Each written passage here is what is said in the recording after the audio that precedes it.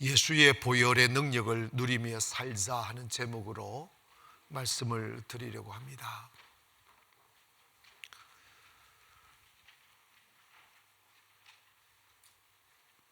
성경 여러 곳에 보면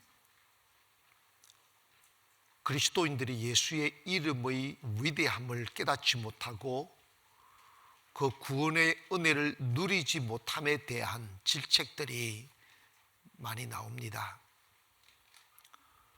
예수님이 어떤 분이고 내가 예수님을 믿으면 내 영혼과 삶과 인생이 어떻게 변화될 수 있으며 우리의 그 어두운 현재가 어떻게 아름다운 미래로 바뀔 수 있는지에 관하여 성경은 누누이 말씀하고 있습니다. 그리고 우리가 예수를 믿노라면 그 예수님의 이름을 누리고 보혈의 능력을 누리고 하나님의 은혜를 누리며 사는 것이 믿음이에요. 입으로만 믿는다 하지만 여전히 우리가 어둠과 가난과 저주 아래에 있다면 그것은 어리석음이에요. 부유하신 자로서 가난하게 되심은 가난한 우리를 부유하게 하기 위함이라고 말씀하셨고, 그 예수 그리스도는 치료의 능력을 가지고 계시므로 모든 질병으로부터 우리를 해방시키시며 저주와 재난에서 우리를 보호해 주신다고 하셨습니다.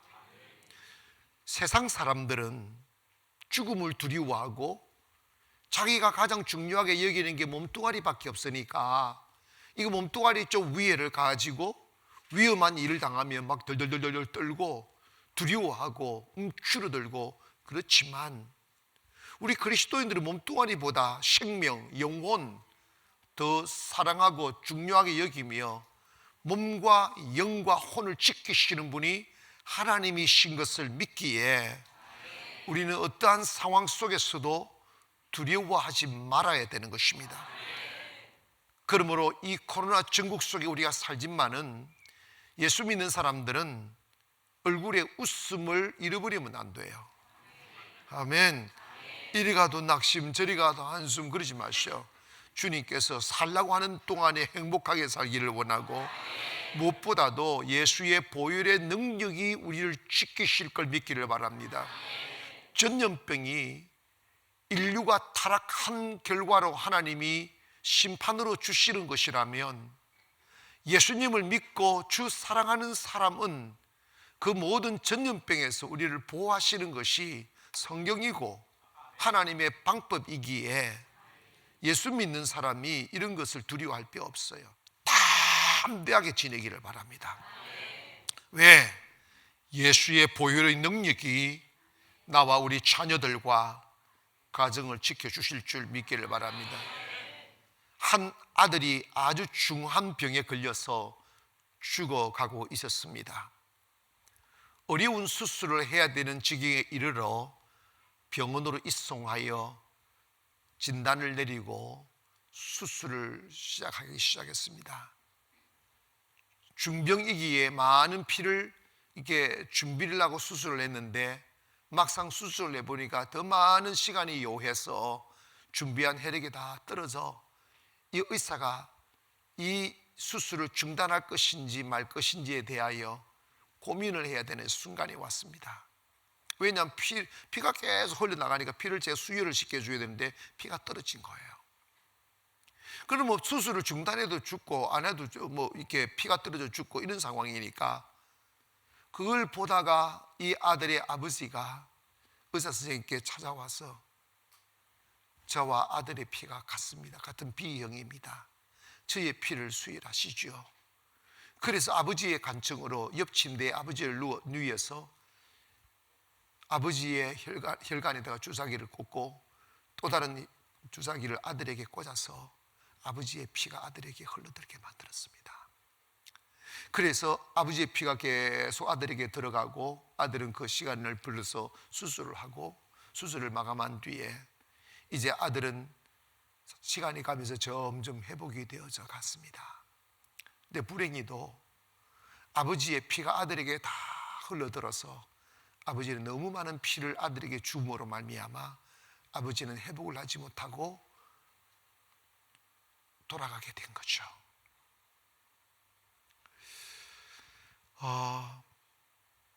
여러분, 제가 왜 이 말씀을 드리냐면, 지금 우리가 사순절 기간에 있고, 사순절은 예수님의 보혈, 십자가에 흘리신 피를 우리가 기념하며 지내는 시간들입니다.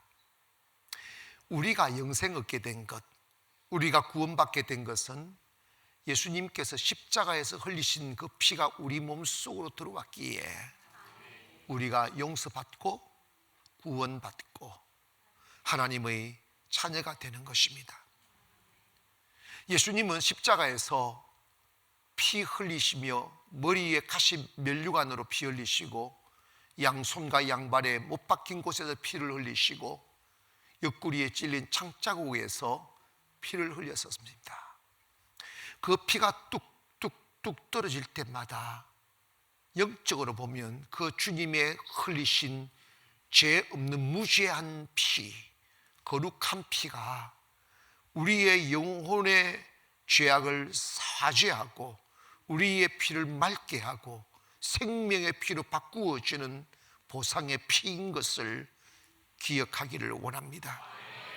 우리가 예수님을 믿으면 왜 영생을 받느냐 하면, 하나님은 주님이 십자가에서 흘린 피가 내 안에 들어오게 하시고, 우리가 성찬을 하잖아요. 그래서 포도주 잔을 마시고 우리의 작은 빵 조각을 먹는데, 그거는 뭐냐면 예수님의 살을 예시하는 거고 예수의 피를 상징하는 거예요. 그렇기 때문에 내가 그 성찬에 참여함으로 말미암아 내가 믿음으로 예수의 피를 마신다, 내가 믿음으로 예수님의 몸을 먹는다. 그래서 요한복음 6장에서 이 피를 마시는 자와 이 살을 먹는 자는 그 안에 생명이 있고, 내 피를 마시지 아니하고 내 살을 먹지 아니한 자는 그 속에 생명이 없다고 말씀하셨어요.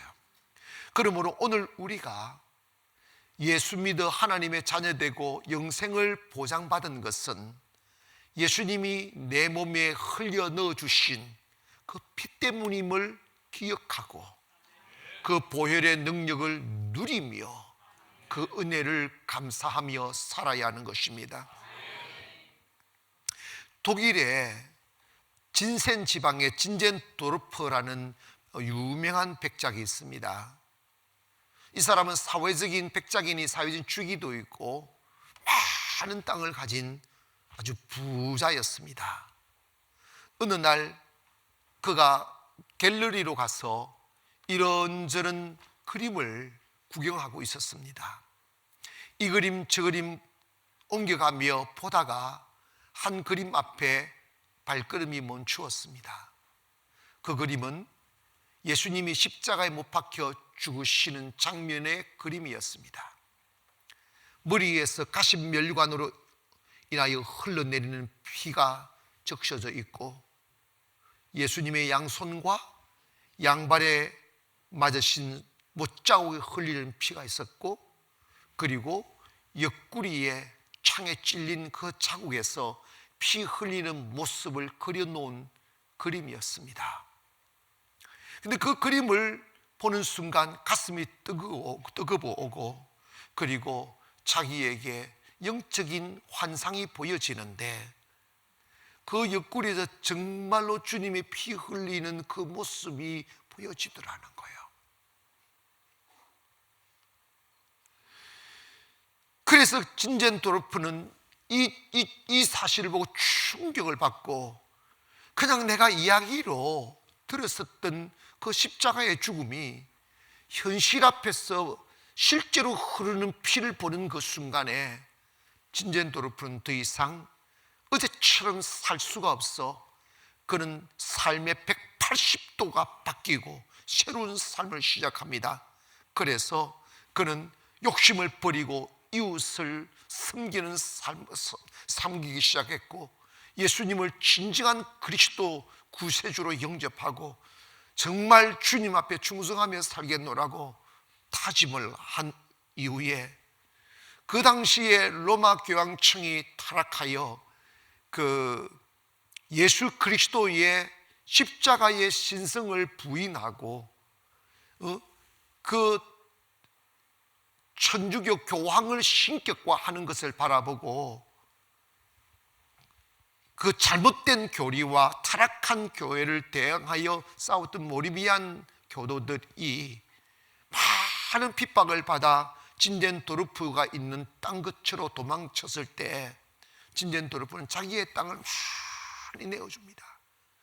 그래서 그곳에서 살도록 만들어졌고 그곳에서 후른후트 공동체가 만들어지죠. 이 후른후트라는 사람이 경건운동을 하고 정말 말씀 위주로의 신앙생활, 경건한 신앙생활, 성령 안에서 살아가는 신앙생활의 공동체를 만들어서 시작하게 되었고, 그래서 그가 그 후른후트가 만든 신앙 공동체 모리비안 이 교도들에 모인 그곳에서 훈련을 받다가 위대한 그 감리교의 창시자인 요한 웨슬레가 바로 그 공동체에서 나오게 되었습니다. 그래서 영국을 변화시키고 세계를 변화시켰던 사람이 거기서 나오는 거예요. 어떻게 해서 이 진젠도르프가 변화되었을까? 그 이유는 뭐냐면 그가 수 없는 설교를 듣고 수 없는 성경 강해를 들었지만 귓가로 들려오는 소리로는 변화가 안 되었는데, 그가 환상 속에 주님이 흘리시는 보혈을 보는 그 순간에 그의 심장이 바뀌었고 생각이 바뀌었고 삶이 바뀐 이유는 그 예수의 보혈이 능력 때문인 것임을 믿기를 바랍니다. 우리는 사순절 기간과 또 고난주간이 다가와도 그냥 옛날 이야기처럼 그냥 동정하며 신앙생활을 하지만 사실은 이 십자가의 보혈이 왜 흘렸으며 이것이 나에게 무슨 의미이며 내가 예수 그리스도의 보혈을 믿으면 나에게 어떤 효력이 나타나는가에 대하여 우리 생각해 보아야만 합니다. 종교개혁자 마르틴 루터는 이런 말을 했습니다. 우리가 성경을 양손으로 잡고 비틀어 짜보면 거기서 무엇이 나오겠습니까? 성경을 양손으로 비틀어 짜고 짜면 나오는 것 딱 하나, 예수의 보혈이 툭툭툭툭 떨어진다고 이야기했습니다. 우리가 깨를 짜면 참기름이 나오고, 그렇죠? 들기름이 안 나옵니다. 포도를 짜면 포도즙이 나와요. 여러분, 우리 그리스도인들은 나의 진액을 짜내고 나의 진실을 짜내고 나의 삶의 이유와 가치를 짜내면 우리 안에서 예수의 보혈에 대한 사랑과 존귀함과 그 고마움이 우리 안에서 툭툭툭툭 떨어져야 돼요. 왜냐하면 예수의 보혈이 우리를 정결케 했고, 예수의 보혈이 우리를 하나님의 자녀되게 했고, 예수의 보혈이 우리에게 새 생명을 주었기 때문입니다. 성경에 보면 예수의 피라는 단어가 356번 이상 나와요.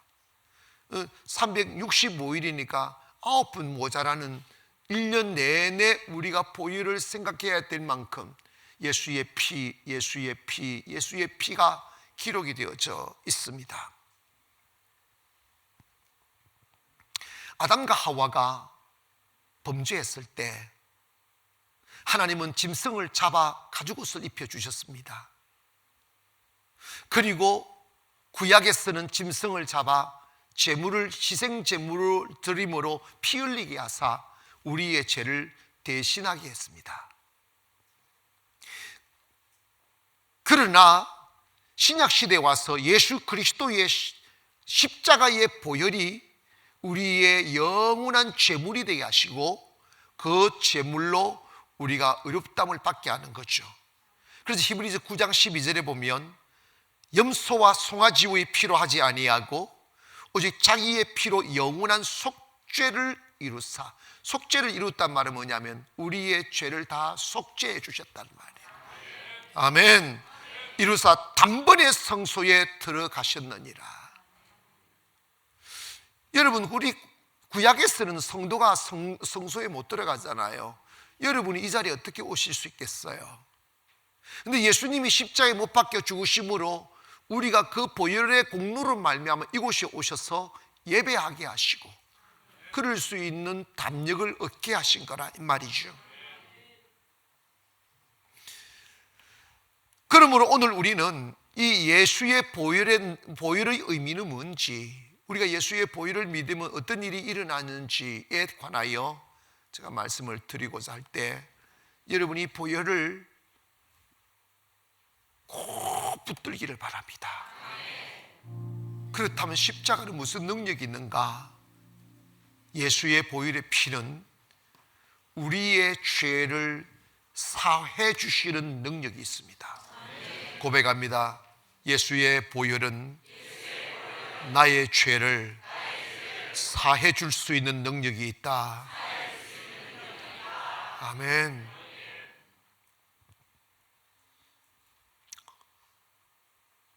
여러분, 하나님이 이 땅을 지으실 때 너무 풍요롭게 지어 놓으셨어요. 질병도 없고 저주도 없고 죽음도 없고 고통도 없는 세상을 지었어요. 그런데 요즘 우리가 살아가는 세상은 한숨이 더 많아요. 두려움이 더 많고. 왜 그렇습니까? 요즘 제가 이런 생각을 해요. 벚꽃이 너무 쓸쓸하겠다.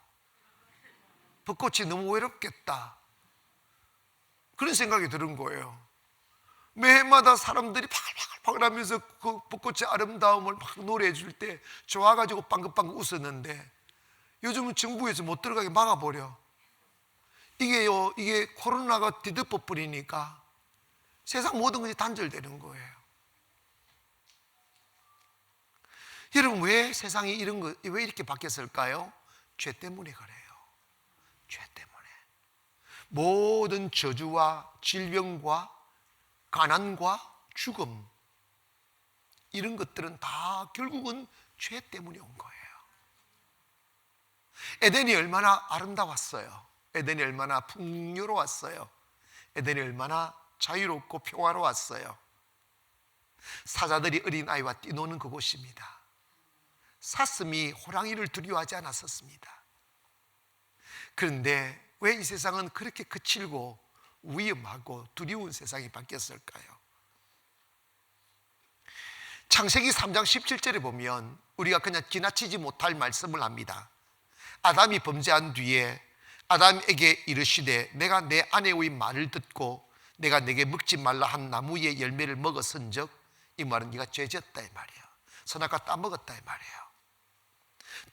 그 결과가 뭐냐? 땅은 너로 말미암아 뭘 받는 거예요? 이게 무서운 이야기예요. 우리가 죄를 지으면 우리의 가정이 저주를 받는다는 거예요. 우리가 죄를 지으면 우리의 자녀가 저주를 받는다는 거예요. 목사님, 3, 4대 이르기까지 저주가 임한다고 그랬어. 내 전주를 받고 너는 내 평생에 수고하여야 그 소산을 먹으리라. 땅이 내게 가시덤불과 은근기를 낼 것이라. 헛수고하게 만든다는 거지. 10년을 달려 사업을 냈는데 망치는 거지. 20년을 달려 숨죽이며 달려왔는데 사기당하는 거지. 그게 가시덤불과 은근기예요. 살만 나면 불치병에 걸려서 죽음과 사또해야 되는 비극 말입니다. 저 산 넘으면 행복해질 줄 알았는데 산 넘어갔더니 가시덤불이 가득 찬 거예요. 저 강 건너면 행복할 줄 알았는데 막 엉컹기가 가득 찬 거예요. 사람이 살다가 이게 마음의 충격들을 너무 많이 받아요. 행복이 기다릴 줄 알았는데 불행이 기다리니까 10년, 20년에 달려온 수고가 헛되어 버리니까 주저앉아 버리는 거예요. 왜 그런 줄 아십니까? 선악과 따먹어서 그런 거예요.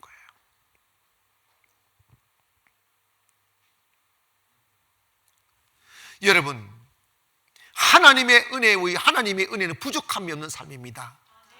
여호와는 나의 목자시니 내가 가끔 행복할 거다. 아니에요. 여러분, 우리 가끔 행복하잖아. 내가 전혀 부족함이 없을 것이로다. 그는 나를 푸른 풀밭에 누이시며 실만한 물가로 인도하는도다. 전라도 말에 내 대갈박에 머리 기름을 쳐발라 버리으니 뭐 이러고 있더라. 내가 진짜 매일 배불러 버렸네 이러더라고.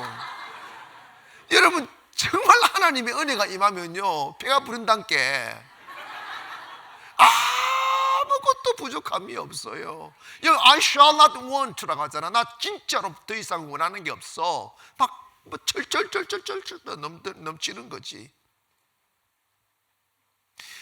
바울은 에베소서 1장 17절에 이런 말씀을 했습니다. 우리는 그리스도 안에서 그의 은혜의 풍성함을 따라 그의 피로 말미암아 속량고 죄사함을 받았느니라. 여러분, 예수 믿고 보혈의 능력이 뭐냐면 우리는 다 어차피 죄를 지었어. 다윗은 내가 내 어머니가 죄악 중에서 나를 잉태했고 죄악 중에서 나를 태어나게 했다고 그랬어요. 칼빈은 인간의 전적 타락, 전적 부패함을 이야기하잖아요. 인간 안에 선한 것이 없다고요. 그런데 어떻게 우리가 죄를 용서받느냐고. 그것은 바로 예수의 보혈로 말미암아 되어지는 걸 믿기를 바랍니다. 여러분, 교회에 오셔서 가장 위대한 날이 언젠가?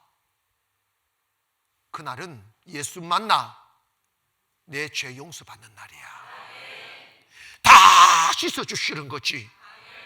그래서 다윗은 시편 32편 1절에 허물의 사함을 받고 자신의 죄가 가리워진 자는 뭐가?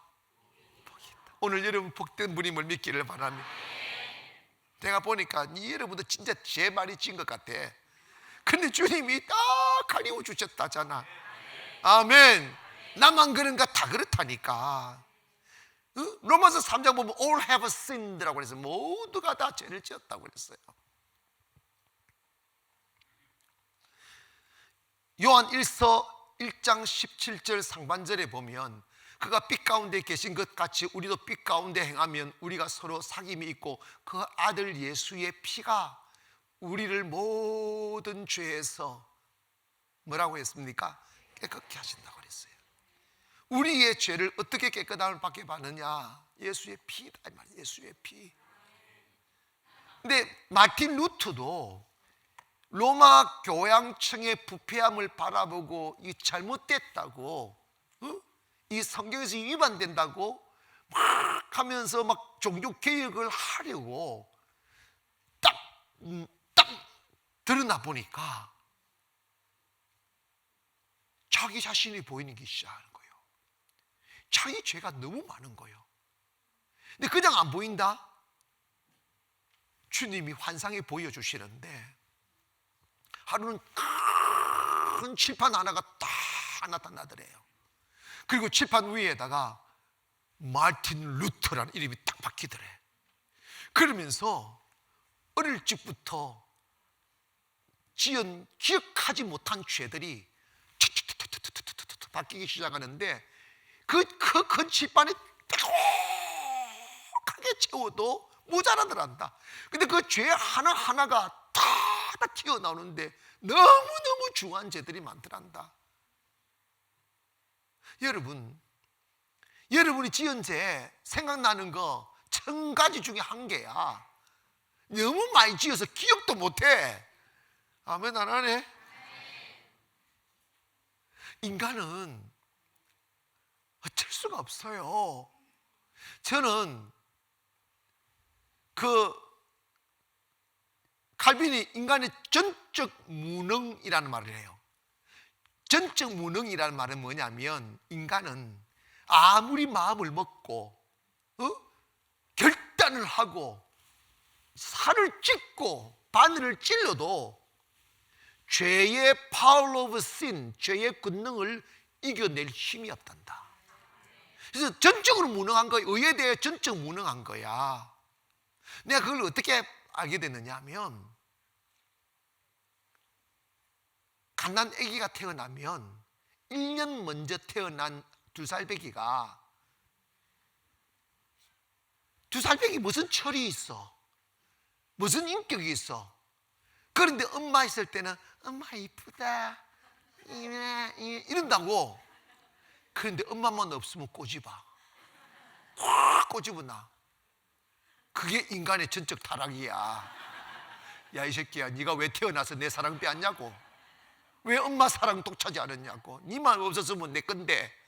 그래가지고 여러분, 그 2살배기가 꼬집어 탁 꼬집어 놓고 오면 왜 울어? 엄마 애기가 울어 이래. 여러분, 이 봐라, 이게 인간입니다. 동의하시면 아멘. 시기가 있고 질투가 있고. 근데 마틴 루터가 막 칠판에 팍 적혀 있는 그 제목들을 보니까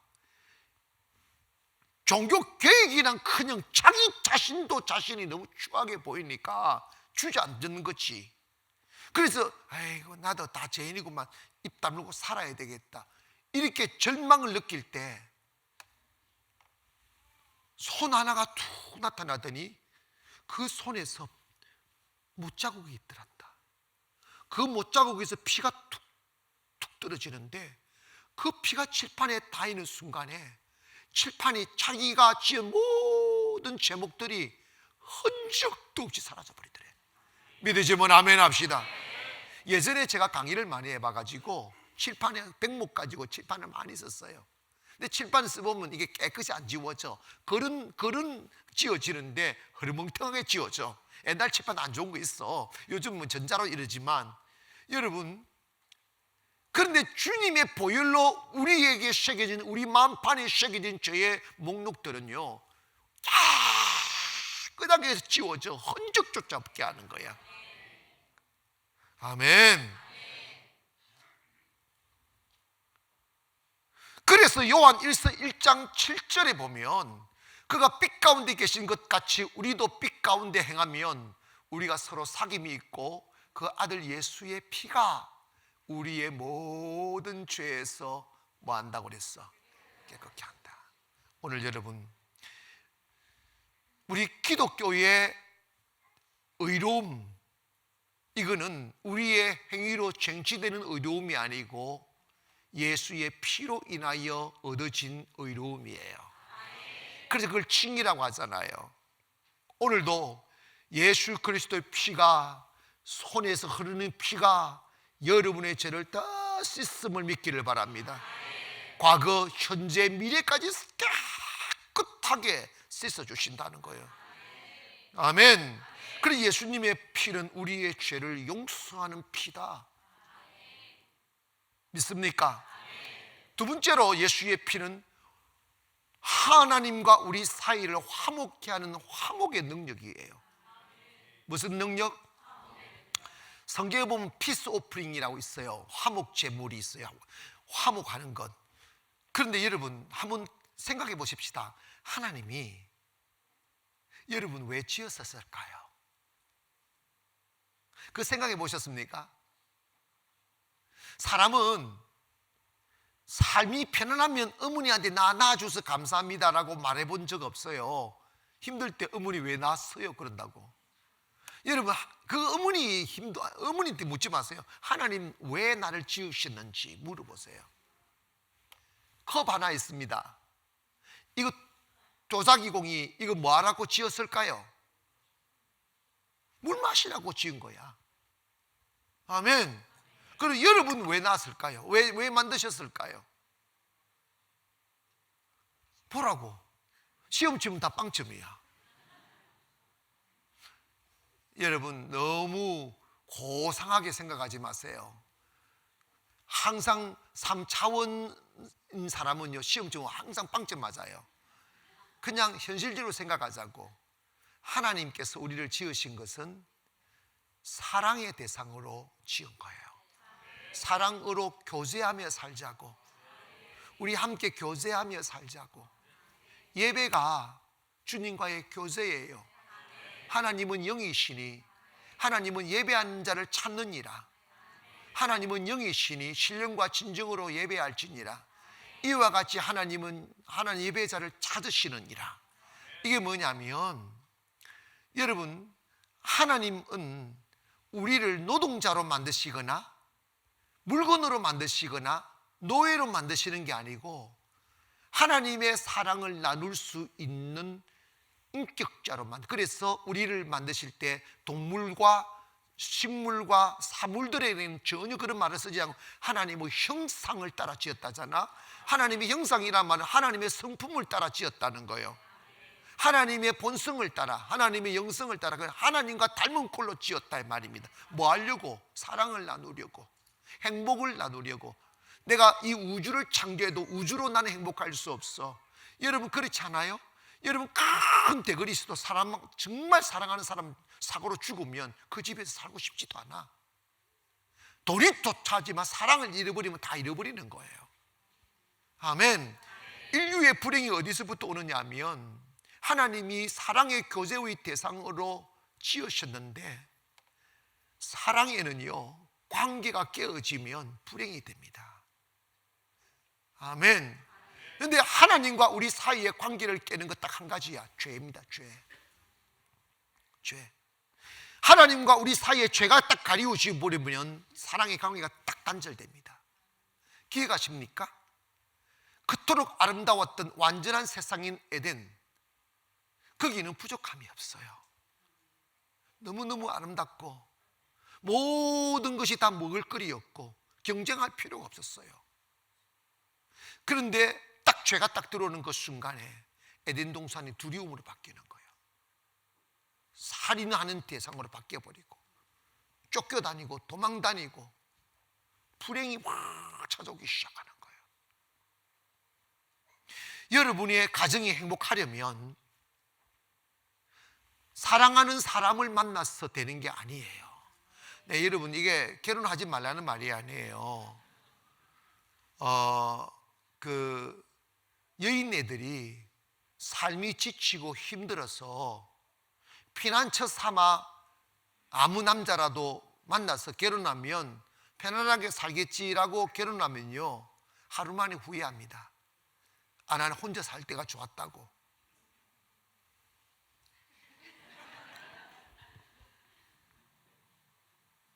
행복은 하나님과 나와의 관계가 회복될 때 오는 거야. 하나님과 관계가 깨어진 상태에서 결혼하면 그 결혼도 힘들어지고 사업도 힘들어지고 가정도 힘들어지는 거예요. 모든 생명의 근원이 하나님에게 있고 행복의 출발점이 하나님에게 있고 모든 필요를 하나님이 제공하시기 때문에 여러분이 하나님과 관계가 회복된 뒤에 사업을 하고 하나님과 관계가 회복된 뒤에 결혼을 하고, 청년들 이거 꼭 외워오세요. 청년들 여러분 아무것도 모를 때 교회 와가지고요 그냥 총각들 아가씨 만나서 결혼하려고 교회 왔다가 바가지 쓴다 해. 피박박 무슨 뜻인지 알겠지? 교회 와서 주님부터 만나고 남자 사귀고 주님부터 만나고 여자 사귀고 이래야지. 아이고 주여, 나 그런 거 많이 봐서 깨진다니까. 안 된다니까. 모든 것이 주님으로부터 나오는 거예요. 제 사람 만나서 나 이렇게 됐어가 없어요. 사업을 잘못해서 불행해졌어, 사기당해서 불행해졌어가 아니에요. 주님과 관계가 깨어지셨으니까 그런 일이 벌어지는 거예요. 아담이 가시덤불 씨 뿌렸어? 아담이 엉겅기 씨 뿌렸냐고. 아담이 하나님의 범죄의 관계 깨어지니까 가시덤불이 생겨났어. 이 세상 누가 불행하고 싶어지겠어요? 누가 깨어진 가정 만들고 싶겠어요? 그런데 여러분 이거 인간의 노력으로 안 된다니까. 동의 안 할래? 인간의 노력으로 안 된다니까. 행복은 인간의 노력으로 못 잡아요. 성공도 인간의 노력으로 못 잡아요. 하나님과 관계가 회복이 되면 하나님이 행복한 가정 주신다고. 하나님이 행복을 주신다고요. 예수님이 왜 십자가 못 박히셨는데요? 우리가 전적으로 무능하여 죄의 유혹에 넘어지고 죄의 권능의 사슬에 묶여서 끌리듯이 끌려다니면서 죄의 노예로 사는 우리들을 자유 주시고 해방 주시고 용서하시고 그리고 거룩하게 하시기 위하여 예수님이 그 모진 십자의 고난을 당하셨다 이 말이야. 그 예수님의 피를 내가 딱 믿으면 그 피가 하나님과 우리 사이에 깨어진 관계를 회복시켜 주시고 화목제물이, 예수님이 화목제물이 되었다 이 말입니다. 그 피스 오퍼링이라고 하잖아. 구약에서는 인간이 죄를 지었을 때 양을 잡아 죽임으로 화목제물 삼았어요. 그래서 죄를 용서함으로 깨어진 하나님과의 관계를 회복시키는 거예요. 그러나 신약에 와서는 로마서 3장 25절에 보면 이 예수를 하나님이 그의 피로서 믿음으로 말미암는 화목제물로 세우셨으니 이는 하나님께서 같이 참으시는 중에 전에 지은 죄를 관가하심으로 자기의 의로우심을 나타내려 합니다. 하나님이 예수님을 화목제물 삼았다는 거야. 여러분, 그러므로 여러분이 교회 생활할 때, 신앙 생활할 때 지금도 사탄은 여전히 여러분을 공격해요. 기도할 때, 예배할 때, 봉사할 때, 뭐 할 때 자꾸 죄가 생각나는 거예요. 그거 여러분 조심해야 됩니다. 그 양심이 아니에요. 그 마귀예요. 그때 어이 너 가 그랬어요. 너 가. 너 가라니까. 나는 예수의 보혈로 씻음 받았어. 야, 너 어제도 죄 짓지 않느냐? 그래, 졌어. 잘래. 가. 그러면 예수님의 보혈이, 예수의 보혈은요 1+10이야. 뭐냐? 예수의 보혈은 과거의 죄만 용서하는 게 아니야. 지금의 죄도 용서하고 미래에 지을 죄도 이미 용서받아 놨어. 그래서 여러분, 우리가 그래서 봐봐요. 바울이 예수 그리스도가 우리를 위하시고 누가 우리를 송사하리요 그럽니다. 이 말, 누가 우리를 정죄할 수 있느냐는 거야. 왜? 예수의 보혈이 다 씻었어. 화목제물이 되었다고. 그러므로 여러분, 예수의 보혈을 믿고 하나님께 담대히 나가기를. 그래서 히브리서 10장 19절에 보면 그러므로 형제들아, 우리가 예수의 피를 힘입어 성소에 들어갈 뭘 얻었다? 아멘. 담대하게 죽기로 나오기를 바랍니다. 그냥 엄마 이러지도 말어. 제가요 애기들을 보니까 믿음이 참 좋더라. 머리가 좀 커지면 믿음이 식어지는 것 같아요. 애기들은요 엄마가 힘들게 벌어 새 옷 사서 입혀주면서 바깥에 내놓으면서 야 조심해서 입어 새 옷이야. 그런데 그 새 옷이라는 생각을 10분만 해. 친구들 만나면 새 옷이고 나발이가 없어요.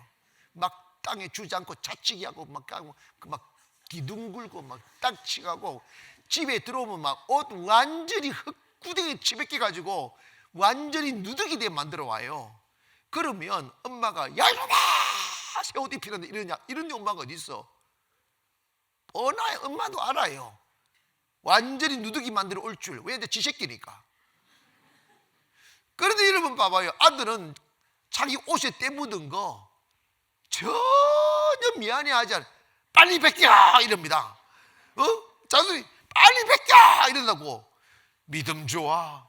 왜? 엄마는 여전히 자기를 사랑하는 줄 알아. 엄마는 여전히 자기 목욕시켜 주는 걸로 알고 여전히 더러운 옷 벗겨서 새 옷 입혀주는 걸 아니까 능청맞게 빨리 벗겨 미안해하는 마음이 전혀 없어요. 그게 믿음이야. 하나님이 나 낳았잖아고. 그래서 하나님이 작품을 잘못 만들어가지고 그 책임지시잖아. 예수님을 보내셔가지고 그래 이거 어쩔 수 없다. 죄에 대해 무능하니까 내가 또 다른 길, 다른 길을 여신 거야. 십자가의 길, 십자가의 사면의 길을 통하여 우리를 화목하게 만드신 거지. 믿으시면 아멘 합시다. 그러므로 여러분, 예수 그리스도의 보혈은 하나님과 깨어진 관계를 회복시켜주는 화목제물임을 믿기를 바랍니다. 그래서 여러분 예수 믿으면요 복을 받는다는 말이 뭐냐면, 여러분이 하나님과의 축복의 관계가 깨어져 버리면 은혜가 차단되잖아. 기름진 이슬이 차단되고 평화가 차단되고 하나님의 축복이 차단되기 때문에 수고와 땀으로 살아야 되는 거야. 얼마나 슬픈데 그게. 얼마나 슬픈데. 대상 싶으면 넘어지고 모였나 하면 뺏기고 올라갔나 하면 또 내리막 타고 그 슬픈 반복의 삶의 내리막이 얼마나 우리를 힘들게 하느냐고요. 그런데 여러분이 교회에 오셔서 그냥 교인으로 있지 말고 예수의 보혈을 힘입어 성소에 들어갈 담력을 얻고 하나님 아버지 앞에 그냥 뻔뻔하게 하나님 나 왔습니다 딱 하면 되는 거야. 5살 먹는 아들이 그냥 옷 더럽혀가지고 엄마 협박하듯이 빨리 뺏기라고. 하나님 내 죄 뺏기라고. 너무 철들지 마세요. 그 미련 없었죠. 예수님이 내 죄 위에 죽으셨으니 이미 화목이 된 거라고. 교회 딱 오셔서 주님 나와 주님과 하나 됐지 않느냐고. 이제 창조하셨을 때 계획하셨던 은혜의 비를 내리시라고, 축복의 비를 내리시라고, 우리의 가정을 코로나로 지키라고, 할렐루야, 축복을 부으시라고 믿음으로 쟁취하기를 바랍니다. 더 이상 주님과 갈등하지 말라고. 예배가 왜 행복합니까? 어떤 사람은요 예배가 행복하지 않게 보여. 아니 우리 교회 말고 예배 시간 보면 시계 봤다가 성경 봤다가 시계 봤다가 성경 봤다가 눈을 깔았다가 떴다가 꼬셨다가 감았다가 그 한 시간이 지옥 같은 거예요. 그래서 목사님들이 고안낸 방법이 뭐냐면 설교를 짧게 하자. 했나 싶으면 끝나게.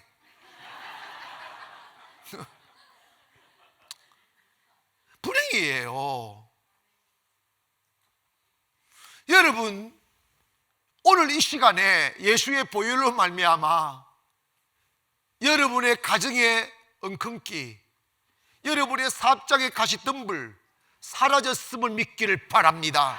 다 떠나갈지어다. 하나님께서 창조하실 때 창조하셨던 그 환경, 땅은 먹을거리를 쑥쑥 내고 온갖 가는 곳마다 풍요가 충만하게 되는 은혜의 환경으로 바뀌어질 걸 믿기를 바랍니다. 저는 예수 믿는 사람이 이 코로나 때문에 움츠리는 거 보면요 답답해요. 움츠리지 말어, 겁먹지 말라니까. 세상은 위기일지라도 주 사랑하고 주 은혜 안에 있는 사람은 더 기회가 된다 이 말이에요. 마지막으로 예수님의 보혈의 피는 우리를 의롭게 하는 능력입니다. 따라합시다. 예수님의 보혈은 나를 의롭게 한다. 아멘. 로마서 6장 보니까 5장 6절에 보니까 그러므로 이제 우리가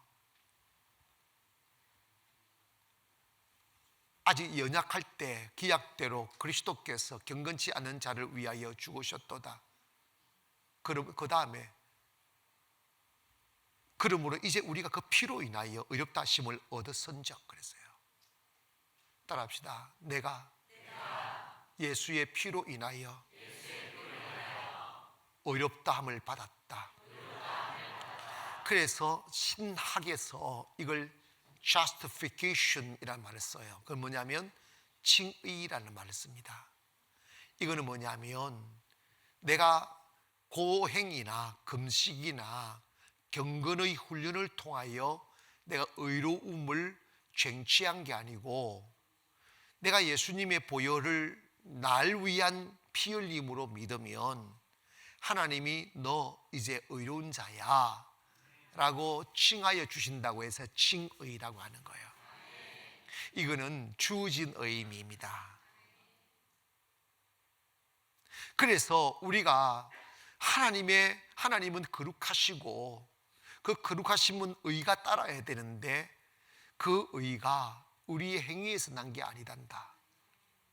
에베소서 2장 8절에 보니까 너희가 그 은혜에 의하여 믿음으로 말미암아 구원을 받았으니 이것이 너희에게서 난 것이 아니고 하나님의 선물이라 하잖아. 보혈이 우리를 의롭게 하신 거예요. 믿으시면 아멘.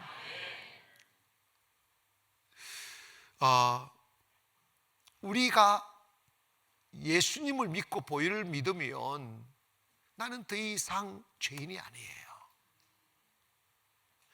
죽을 때까지 나는 죄인 그러지 마시오. 기분 나빠. 아멘. 나는 예수의 보혈로 말미암아 의롭게 됐어. 나는 의인이 됐어. 믿습니까? 베드로전서 1장 18절에 보면 너희가 알거니와 너희 조상이 물려준 헛된 행실에서 대속함을 받은 것은 은이나 금같이 없어질 것으로 된 것이 아니요 오직 흠없고 점없는 어린 양 같은 그리스도의 보배로운 피로 된 것이더라. 놀랍지 않습니까? 우리가 의롭게 된 게 예수의 보배로운 precious blood 하는 innocent blood 하는 죄 없는 피, precious 소중한 피로 된 거라고. 아멘. 그러니까 이걸 우리가 믿음으로 탁 받아야지. 나는 이제 의인이야. 나는 이제 의인이야. 우리 모두 집에서도 다 따라합시다. 나는 더 이상 죄인이 아니라 예수의 보혈로 말미암아 의인이 되었다. 아멘. 이것이 하나님의 은혜라니까. 이것을 못 믿고 이해가 안 되니까 예수님이 탕자의 이건 비유예요. 실제 이야기 비유로 이야기하셨어요. 탕자의 비유를 하셨다고. 큰 부잣집 아버지 밑에 두 아들이 있었는데 큰 아들은 성실해서 집에서 충성하게 사는데 하여튼 둘째가 좀 말씀꾸러기야. 보니까 첫째가 그럴 수도 있어. 그건 딱 맞다는 소리가 아니야. 그런데 이 둘째가 아버지께 찾아와서 아버지 내 몫을 달라고. 아버지 살아 계실 때 아직도 청청한데 40대 50대에 자기 몫을 달라고 하는 놈은 호로자식이야. 이놈이 호로자식이야. 그래가지고 아버지가 야 너 뭐 하려고. 내가 아버지 간섭 안 받고 내가 나가서 내 목 가져와서 크게 성공해서 금이 환영할 테니까 내 달라고. 아버지가 안 되는 세상 우습게 보지 말아라. 세상 쉬운 게 아니야. 계속 간청을 하니까 그 아들이 간청을 못 이겨서 아버지가 재산을 뚝 떼가지고 둘째 아들한테 주잖아. 짓게 된 거야. 지 돈도 벌어보지도 못한 게 아버지 준 재산으로 폼 잡고 막 가마타고 말이야 빚어 두고 막 까불다가 깡그리 망해가지고 어디까지 내려갔느냐 하면 돼지 우리에서 돼지 꾸중물 먹고 지엄 열매 지금 우리말은 꾸중물이야. 예전에 여러분 어린이 가난했던 시절에 사려가지고 돼지 키우지 않았어요. 집에 보면 한 마리 두 마리 딱 저 돼지 우리 있잖아. 내가 그 많이 밥 줬으니까 설거지한 꾸중물이 있어. 꾸중물도 밥 먹다가 찌꺼기 집어넣고 꾸중물 우리가 입도 되지 않을 거 돼지를 집어줬는데 합주 이러고 먹다니까 뭐야 꾸중물 먹어. 그런데 여러분 이 아들이 어디까지 내려가냐면 그 돼지 우리에 들어가서 그 꾸중물 가지고 돼지하고 싸우는 처량한 신세로 내려가서 몸이 돼지 똥으로 가득 차고 말이야. 완전 돼지가 돼버린 거지. 어느 날 정신을 딱 차려보니까 자기가 아버지 집에 나올 때는 좋은 옷 입고 많은 재물과 폼 잡고 말이야 이랬었는데 어느 날 아버지 떠나 살아고 결과가 뭐냐. 모든 재물 다 탕진하고 이제 돼지 우리에서 돼지와 함께 사는 이 처참한 현실을 보면서 무슨 생각이 떡 들었냐 하면 나 이제 자존심을 버리고 우리 아버지 집으로 돌아가야 되겠다. 우리 아버지 집에 가면 큰 부자라 우리 아버지 있는 종들도 나보다 훨씬 더 잘 산다. 내가 이렇게 줄여 죽을 바야 아버지께로 돌아가자 마음을 먹고 생각했어요. 내가 아버지께 못할 짓을 했고 아버지 가슴에 못질을 하고 아버지 재산 다 축내고 그 축내는 과정에 자기 영혼 다 들이피고 아버지를 배신했던 그 죄가 중함을 알아서 스스로, 그래 사람이니까 양심이 있으니까 하는 말이, 아버지 집에 가면 아버지라고 나는 부를 수는 없어. 입이 10개라도 못 불러. 나는 아버지한테 이렇게 말해야지. 주인님, 나를 종놈으로 삼아달라고, 종이라고 불러달라고. 나는 주인님의 종으로 살아도 내가 지금 있는 현실보다 100배 나을 것 같다고 해서 다 몸 망가지고 막 똥칠대고 몸이 더럽고 냄새난 찢어진 옷을 입고 지팡이 하나에 몸을 의지하며 아버지께로 돌아갔어. 아버지는 아들이 언제 떠난지는 모르지만 아들이 떠난 그때부터 아들에 대한 배신감에 분노를 느끼기보다는 아버지는 이미 아는 거야. 니까지 뛰어봤자 벼룩이다, 니 돌아올 거다 하며 아들이 자식 재산 축낸 것을 생각 안 하고 아버지께로 돌아오기만을 기다리며 아버지는 아들을 바라보고 있을 거야. 성경에 보면 그가 돌아올 때 아직 상거가 먼데 이럽니다. 아주 저 멀리서 오는데 아버지는 한눈에 알아보는 거지, 내 아들인 걸. 세상에 신도 신청을 뛰어나가 아들을 포옹하잖아. 그러면서 아버지가 뭐라고 이야기하냐면 입 다물어 이런 거야. 아버지, 주인이 시끄럽다, 내가 네 아버지다 이래. 시끄러 입 다물어. 그러면서 괜히 큰 소리를 치는 거야. 종들한테 이 아들 미안해 할까봐. 야 이놈들아, 내 아들 왔다 그런 거야. 아닙니다, 내가 종이 시끄럽다, 네 아들이다 이런 거지. 그리고 막 이 아들을 비판하지 못하도록, 아들이 부끄러워하지 않도록, 미안해하지 않도록, 나는 이 아들이 돌아온 것으로 나는 행복하다, 내는 내 아들을 다시 찾았다, 여봐라 잔치를 베풀어라. 그리고 이 아들의 더러운 옷을 빨리 벗기라, 종들아 물을 태워라, 그리고 목욕을 시키라, 새 옷을 입히라, 그리고 가락지를 끼우라. 이 말은 뭐냐면 다시 내 아들의 신분을 회복해 준다. 그러면서 동네 사람 다 불러들여 대잔치를 벌이 풍악을 울리고 이 아들로 하여금 안심하며 아버지의 집의 평안함을 누릴 수 있도록 아버지가 분위기를 쫙 만들어주는 거예요. 이것이 바로 하나님의 집이다. 우리는 지금까지 하나님으로 받은 바 몸도 건강도 재물도 시간도 허랑방탕하게 낭비했어요. 욕망의 화실이 되어 쏘가 하나님께서 주신 그 생명과 그 아름다운 것과 영원한 것을 금수와 버러지 형상으로 바꾸어 버리며 살아왔습니다. 살다 보니 돼지 우리에 들어가 처참하게 내 심령도 망가지고 마음도 망가지고 몸도 망가져 지친 영혼으로 주님께 돌아오면 주님은 너 왜 이 짓 하다 왔니라고 하지 않아요. 미안해 할까 봐, 부끄러워 할까 봐. 베드로가 3번씩이나 주님을 배신하고 주님을 저주까지 하며 알량한 자기 육체의 생명을 보존하려고 겁먹고 주님을 떠나버렸지만, 그래서 영원히 주 곁으로 다가갈 수 없다고 생각되어 예수님의 부활의 소식을 들었어도 예수님으로부터 저 멀리 도망가고 있는 베드로를 주님이 찾아가셨어요. 그물을 잡고 고기잡이하는 옛날로 돌아가 버린, 저 멀리 가버린 베드로, 주님이 찾아가신 거예요. 그래서 베드로가 주님인 걸 알고 말문이 막히는 거지. 베드로 이랬어요. 주여, 나는 죄인입니까? 나를 떠나달라고. 나 더 이상 비참하게 만들지 말라고. 전요 지금 주님을 볼 수 없다고. 주님 아시지 않냐고. 그때 주님이 그래 이 새끼야, 좀 맞아봐라. 이러면 도리어 마음도 편할 거야. 실컷 두드려 패놓고 내 용서해 줄게 이러면 되는데, 주님은요 한마디 말씀을 안 해. 참나, 베드로 니 나 사랑하니? 이런다. 그 베드로도 진짜 넝청 맞아. 근데 그때 깨달아서, 아, 믿음은 넝청 맞아야 되는구나. 지가 며칠 전에 주님 부인하고 별짓 다 해놓고 주여 제가 주님 사랑하는 줄 주께서 아시지 않습니까? 이런다. 참 예수님도 능청맞지만 베드로는 더 능청맞아. 그게 믿음이야.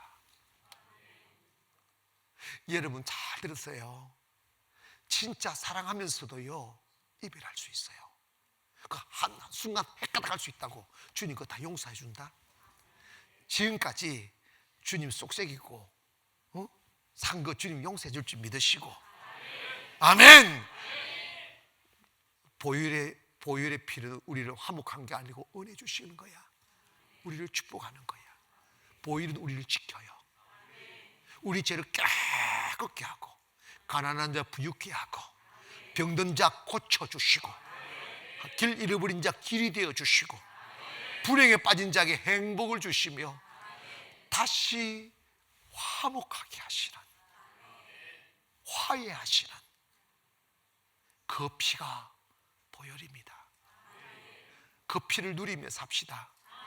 더 이상 우리 불행해지지 않게, 더 이상 외로워지지 않게, 더 이상 삶의 내리막에 쓸쓸함을 걷지 않게, 더 이상 홀로 이 거친 세상을 맞이하지 않게 주의 보혈은 우리의 친구 되시고, 주의 보혈은 우리의 울타리 되시고, 주의 보혈은 우리의 축복이 되셔서 범죄하기 전 그 풍요로웠던 에덴의 땅에서 우리가 근심 없이 살도록 만들어 주시는 은혜가 예수의 보혈입니다.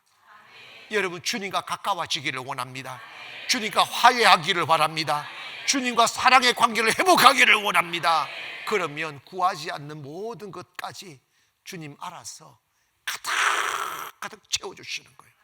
여러분 현실적으로 우리가 생각해 보면 지금 우리 대한민국은 내리막을 걷고 있습니다. 희망이 보이지 않는 추락을 하고 있습니다. 코로나 때문에도 그렇지만 그 외에 다른 이유도 많습니다. 그러나 우리 예수 믿는 사람은 기죽으면 안 됩니다. 두려워하면 안 됩니다. 나 어떻게 살까 하면 안 됩니다. 주님이 때를 따라 돕는 은혜를 주실 것이고 보호해 주실 것이고 하나님의 특별한 은혜에 문을 여셔서 여러분 더 행복하게, 더 성공하게, 더 건강하게 살도록 지켜주실 줄 믿습니다. 그게 바로 보혈의 은혜예요. 코로나에서 겁먹지 마시고 세상에 여유를 보이고 웃음을 보이고, 그리고 주님 사랑하는 사람은 딴 세상에 사는구나 하는 걸 보이기를 주님의 이름으로 축원합니다. 기도하겠습니다.